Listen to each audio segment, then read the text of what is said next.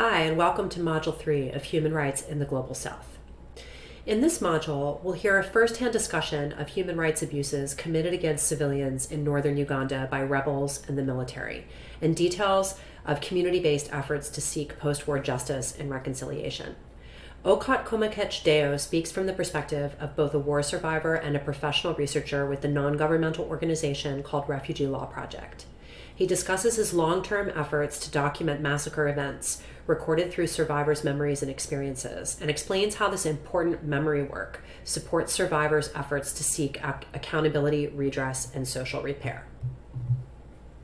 Deo Komakech is a research and documentation specialist who believes in dealing with the past in order to move forward. Deo has a passion for post-conflict and post-war development, community empowerment, and he enjoys working in multicultural and challenging environments. Currently, Deo works at the Refuge Law Project, which is affiliated with the School of Law at Makerere University, located in Kampala, Uganda. He works directly under RLP's National Memory and Peace Documentation Center in Kitgum, northern Uganda. Some of the key themes that characterize this lecture by Deo Komakech include lasting impacts of armed conflict, such as internal displacement, physical and mental trauma, improper burials of victims, and conflicts over land. Importance of preserving memories, narratives, and artifacts. These include evidence of wrongdoing, as well as important ways that people can learn from the past and to maintain cultural identity and a sense of history.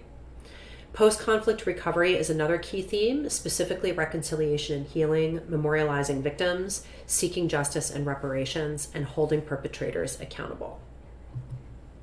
Some key words that you'll want to notice throughout the lecture include the region of northern Uganda, also known as the Acholi subregion, transitional justice, accountability, massacres, a phenomenon known as social torture, mass graves, and the International Criminal Court. Uganda is located in Eastern Africa in an area called the Great Lakes region of Africa. It's bordered by South Sudan, Democratic Republic of Congo, Rwanda, Tanzania, and Kenya. The map on the right illustrates the region of northern Uganda, which is the focus of Deo Komakech's lecture. Let's now turn our attention to the talk, which is titled Righting Wrongs and Post-War Injustices in Northern Uganda. My name is Okot Komakech Deo. I'm here to talk to you about our work in northern Uganda. So I will introduce to you what my organization is about. RLP is the Refugee Law Project, which is it's an outreach project of School of Law, Makerere University. Our Kitgum office in northern Uganda, I work under the program Conflict, Transitional Justice and Governance. And we do run a memory facility that is called the National Memory and Peace Documentation Center, that I will give you more details of what happens at the memory facility in Kitgum, northern Uganda. And the bigger institutional mission is to empower asylum seekers, refugees, deportees, internally displaced persons, and host communities to enjoy their human rights and lead a well-deserved, dignified life.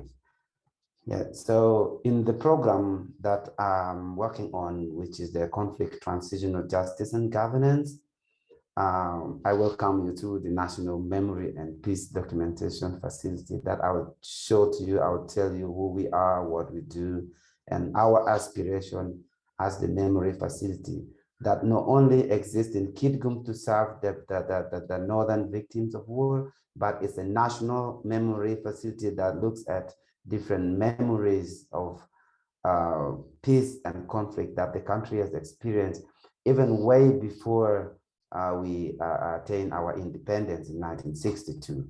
Kitgum is one of those districts that were at the epicenter of a recently concluded extremely violent conflict of the Lord's Resistance Army and the government of Uganda, a conflict that lasted over 2 decades and left a legacy that the survivors and victims still continue to struggle with.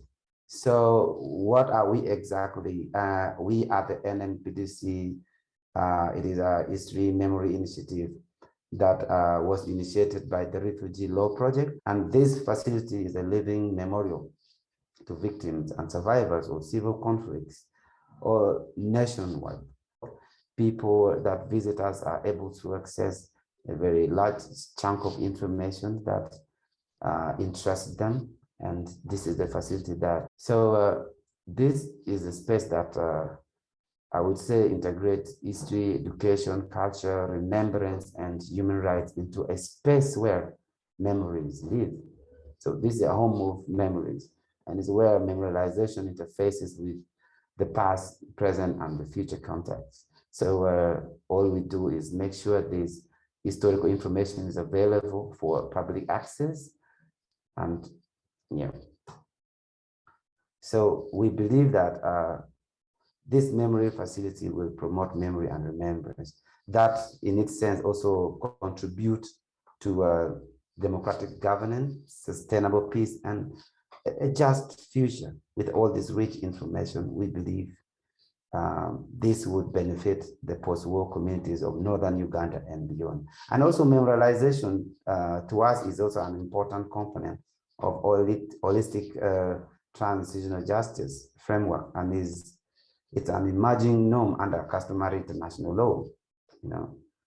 So for us, we believe that memorialization should be enforced, you know, when we talk about different communities recovering from prolonged period of human rights abuses.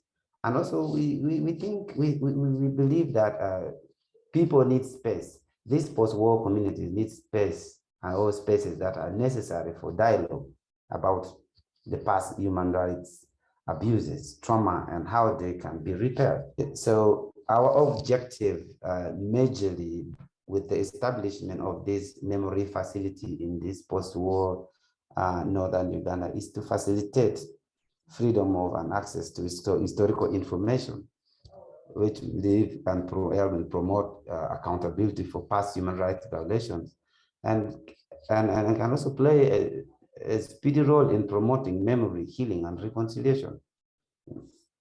So in this facility, in our engagement, we work with the theory of change, which is looking back, looking forward approach.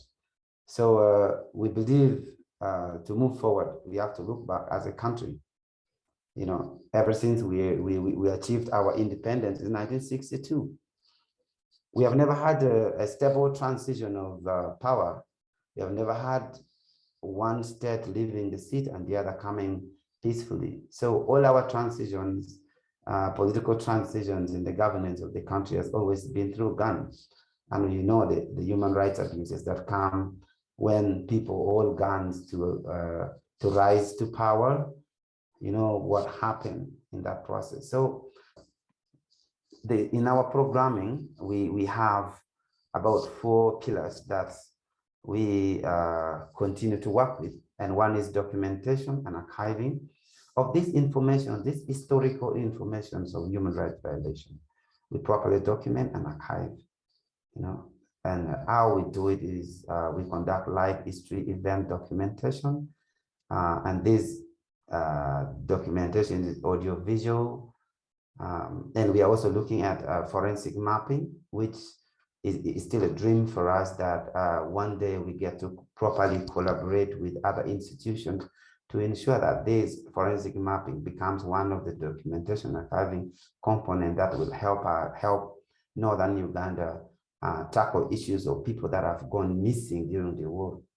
There were enforced disappearances that happened, which is one of the human rights violations to post-war communities of northern Uganda. If you ask the question, what happens to the right to know what happened to my relatives during the conflict? And also we reach out to the communities, you know. So in our outreach, community outreach, we initiated what we call the memory dialogue.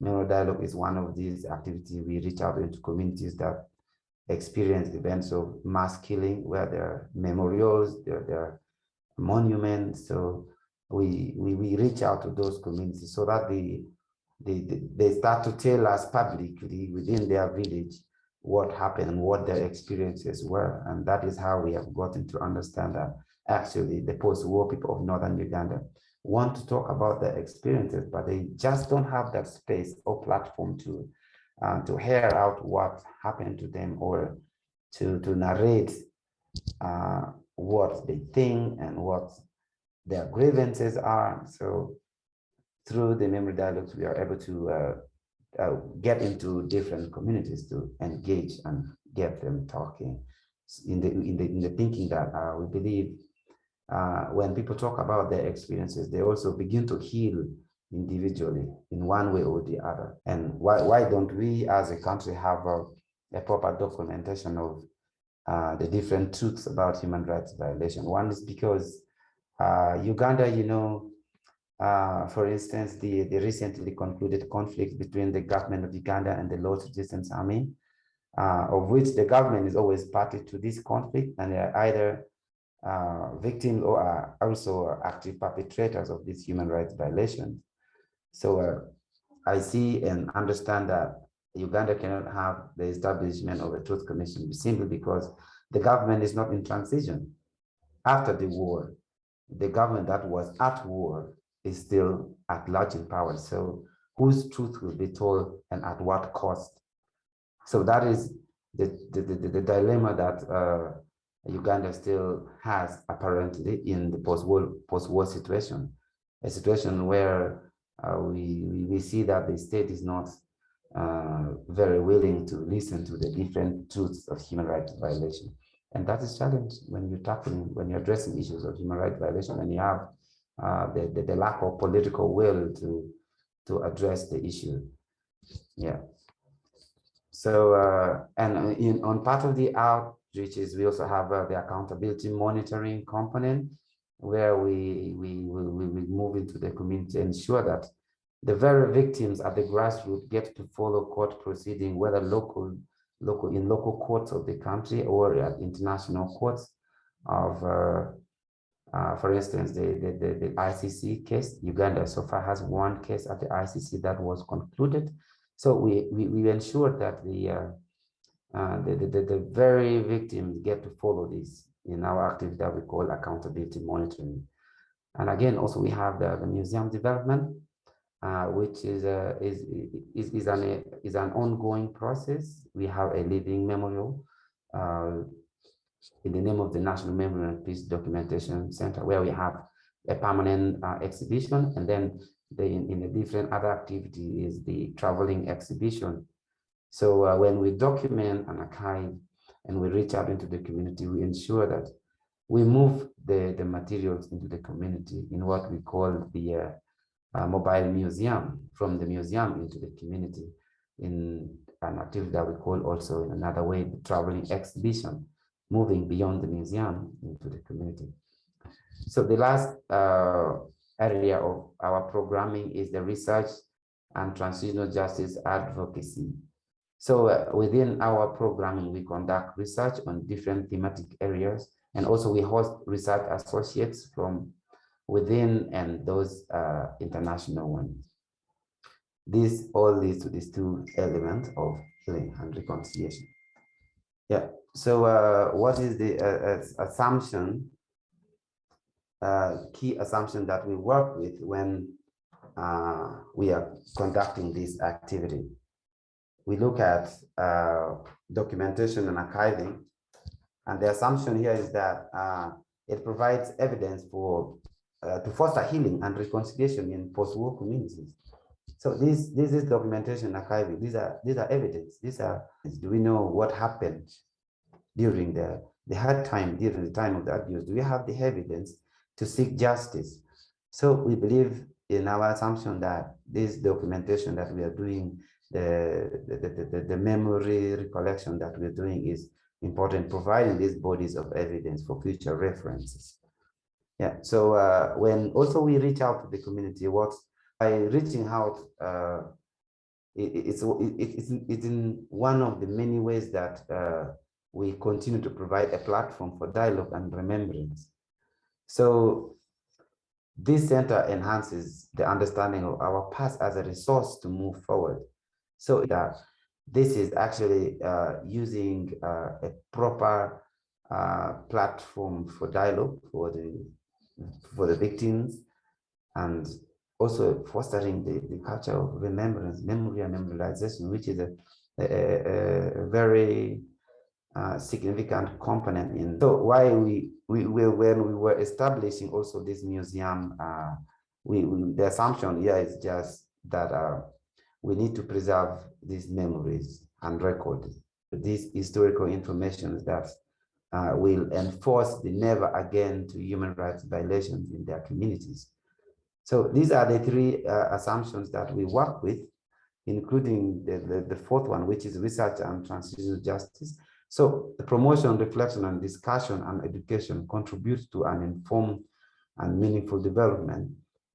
Yeah, so when we talk about the using the past as a resource for the future, for us in Uganda, we look at the 9 phases, the 9 presidents that we have had so far since we attained independence in 1962. For instance, we don't say number 1 or 2 is the most responsible for the different violations that happen. All we do is make sure the information is available and is up to our visitors, the local internationals, to figure out what this means to them. So our past was under these 9 leaders. And so in the different documentations that we have, I would say these are some of the outreach processes and engagement with the community. And when we move to these communities, these are some of the equipment that we use to document the ongoing events within the post-war communities of northern Uganda. And what you see, these are the arms of war, of massacres and sexual violence. These have been properly documented at the NMPDC that showcase different human rights violation of mass killing that happen, the use of sexual violence as a weapon of war for both men and women. And another activity that I took up so passionately is the massacre site scoping, which is mapping sites where mass killings took place. And this is one of the many places that mass killing happened by the Lord's Resistance Army in 2002. And up to date, it is being commemorated. The communities came up together and built that memorial to remember that the tragic incident that happened in one of the northern towns of Pade. And by mapping this site, I also get to document the memories of these event or massacres, how it happened, who was involved, identity of the perpetrators, and all that, and how it is also linked to different other events, including forceful abductions, destruction of properties, and many more. So that's me in one of the mass graves in northern Uganda, trying to dig out the narrative, the memories as told by the victims of these mass killings. And in the communities of northern Uganda, like this particular one, this is one of the biggest mass graves in northern Uganda that has about 400, it has actually 450 people buried in there. And in my massacre scoping exercise, that's me trying to record the memories, what actually happened when Idi Amin, one of the presidents of Uganda, killed this elite group of people that were fleeing East Terra. They were on their way into South Sudan. Another violation that stood out also was the confinement of the people of northern Uganda into this camp, which was called the Internal Displaced Persons Camp during the Lord's Resistance Army conflict. And this is a point where I think the worst human rights violation happened. And this, as you can see, one of my director, actually Dr. Chris Dolan, wrote a book about this situation, a book that he titled Social Torture, which speaks about the different, the hardship that these IDPs face.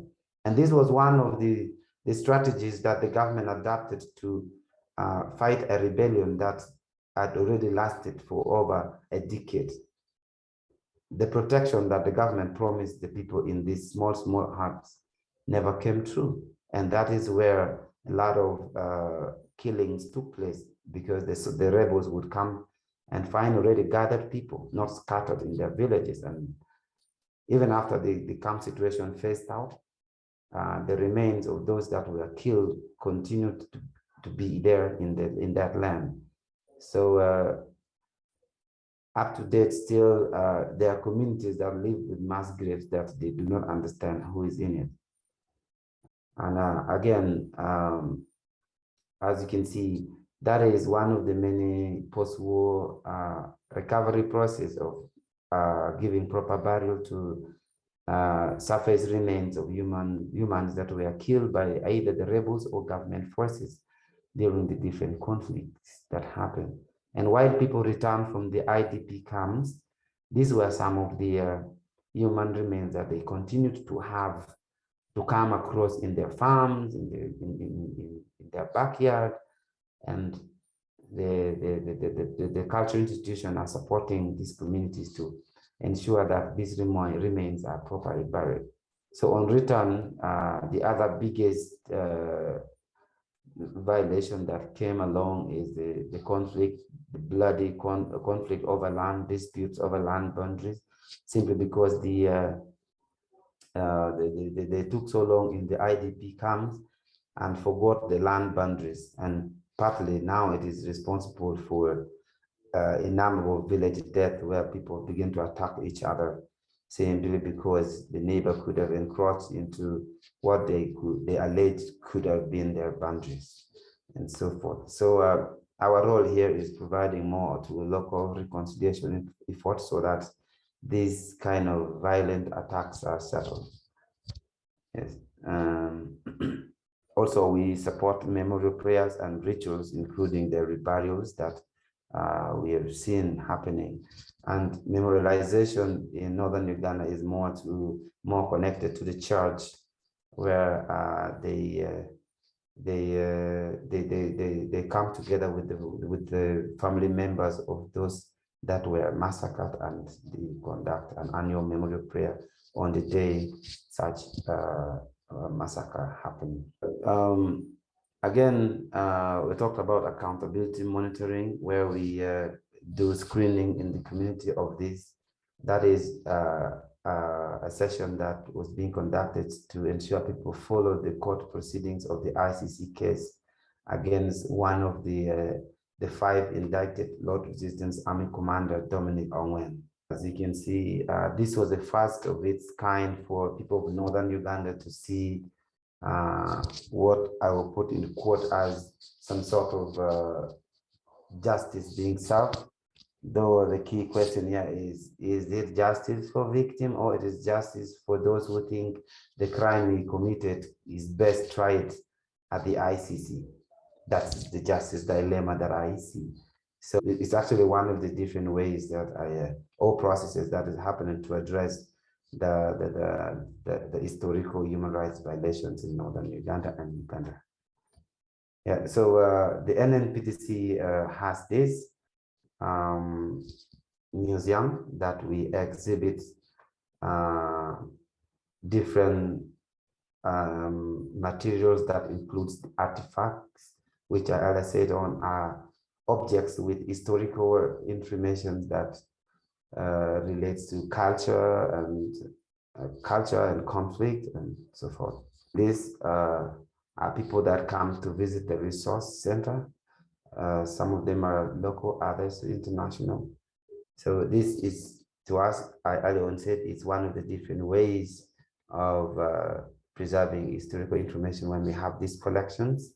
Yeah, and on the exhibition, we continue to have this permanent exhibition of cultural artifacts, painting, pictorial document, and all these are at the center. And this is exactly the kind of packaging of information that we travel to the community and ensure that there is public access to this documentation, which are always systematically organized under different themes of cultural pride, justice, peace, history and remembrance, reconciliation, and so forth.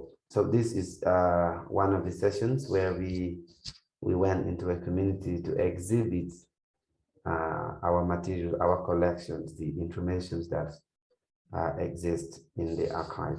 So some people may come when they come to these exhibitions, the public exhibitions, they make comments as, I never thought I would see a handwritten letter by Konyi, who was a leader of the Lord's Resistance Army that fought in Northern Uganda for over 2 decades. You know? So being able to see some of these documents, especially exchange documents during the peace talks to the community, it means a lot. It's like they begin to follow the processes of peace talks again, much as it's already gone. And I think for us, when people begin to make such kind of comments, we believe that we are awakening these memories so that people never forget what happened in Northern Uganda. So this, I want to say, when we talk about peace, we should understand it's a process achieved through reconciliation. The step of reconciliation also requires justice by way of accountability for the atrocities of conflict, but also requires a larger healing process and recovery of local traditions undermined by the act of war. So peace building is indeed a process. The current president is trying to communicate to Uganda that he has defeated over 28 rebel groups, and he believes peace, stability, and security is closer for Uganda. And by defeating 28 rebel groups, how much violations would have happened in the country? So I would say my country still requires a lot of cleansing to happen so that all these different layers of victims start to derive some sense of healing, some sense of justice, some sense of reconciliation to be achieved. These are much as we are aware of these human rights, our understanding of human rights, we should also be reminded that these very rights that we know was not observed in Northern Uganda during this over 2 decades conflict. This is one of the, I would say over 80% of these rights were not respected during the over 2 decades conflict in Northern Uganda, especially the right to life, the right to shelter, the right to education. Thank you.